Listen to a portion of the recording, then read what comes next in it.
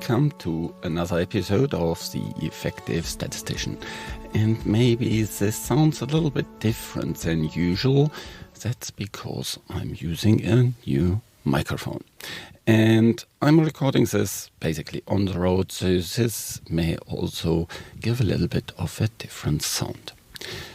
A couple of things I want to talk about are the sources for motivation.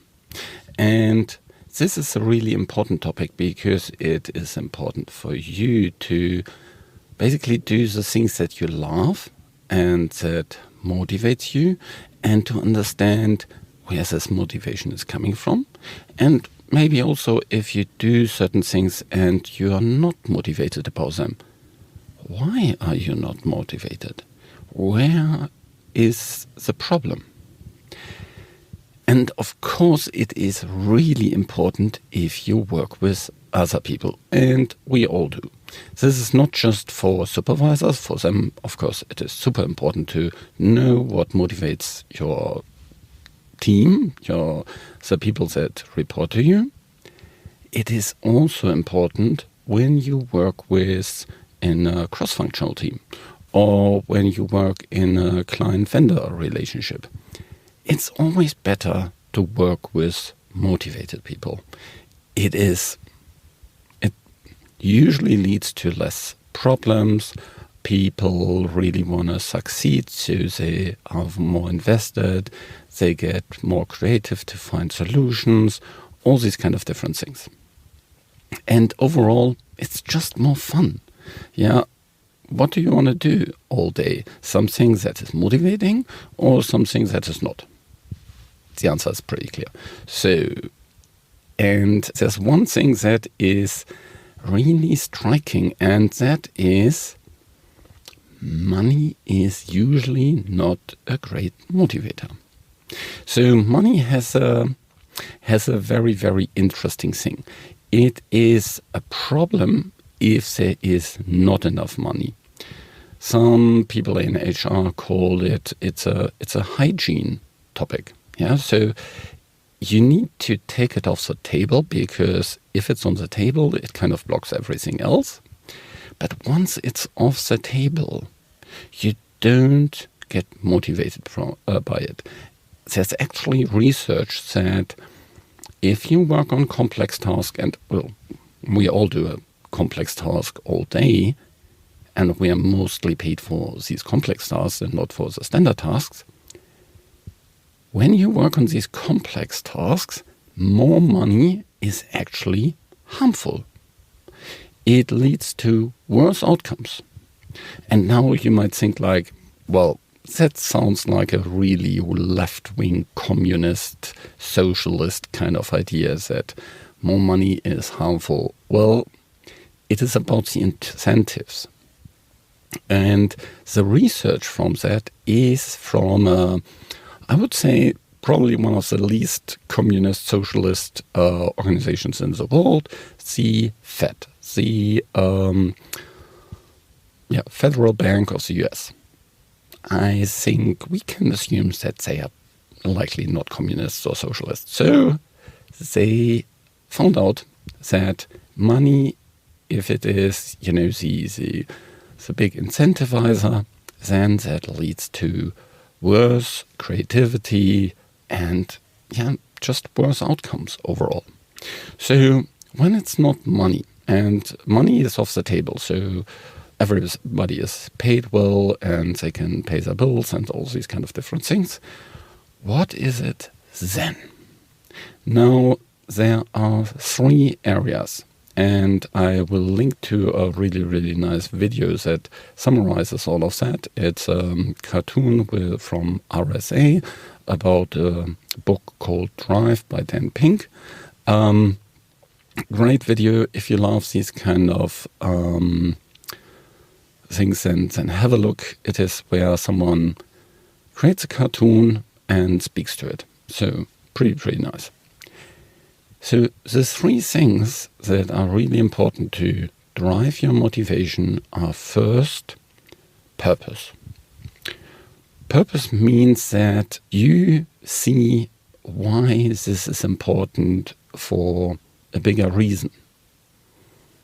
Maybe in our area it is because it helps patients. We want to work to make sure patients have access to better treatments, get better therapies, can make better decisions about their health, all these kind of different things. Yet there can be other things. And purpose has this kind of interesting side to it, that you cannot define what is purpose for another person. Purpose comes from within.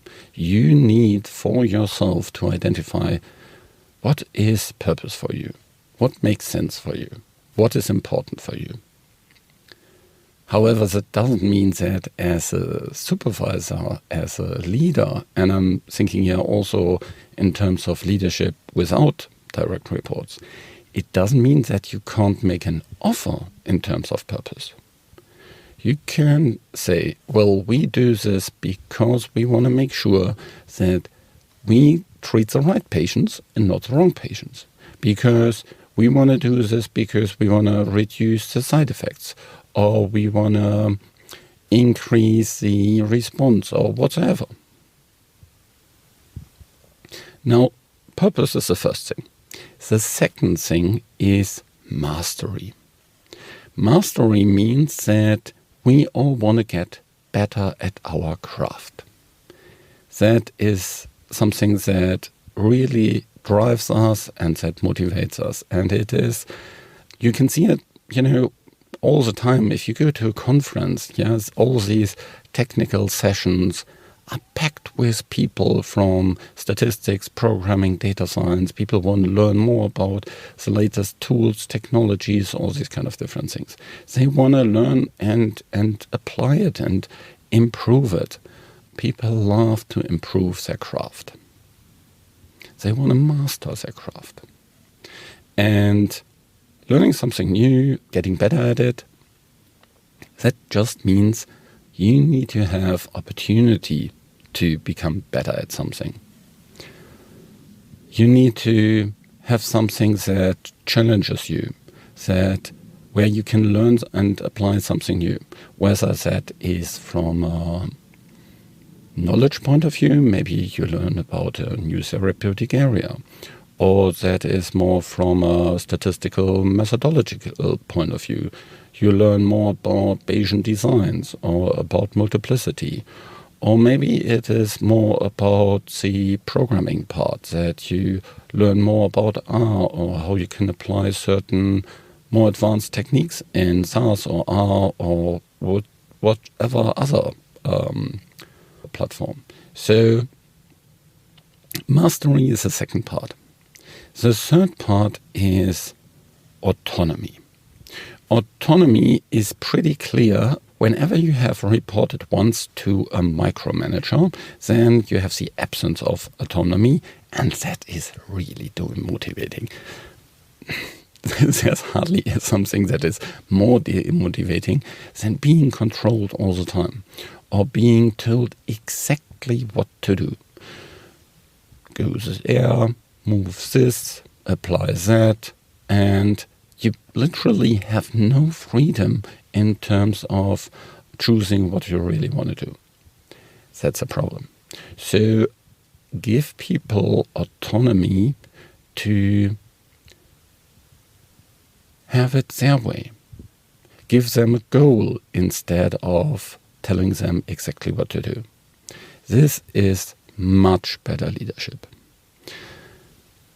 So, in a summary, make sure that you offer the people you work with purpose, that they understand the purpose, the bigger picture, that they can improve their craft, that they can become a better statistician, programmer, data scientist, and lastly, that they have the freedom to do it their way.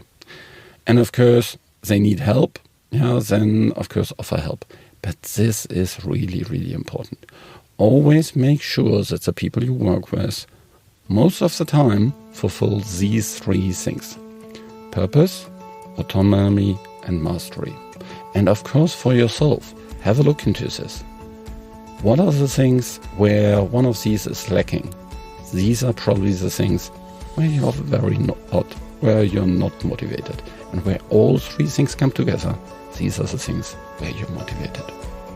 So, have fun with this further Friday episode. I hope that helps you to be more effective in your career.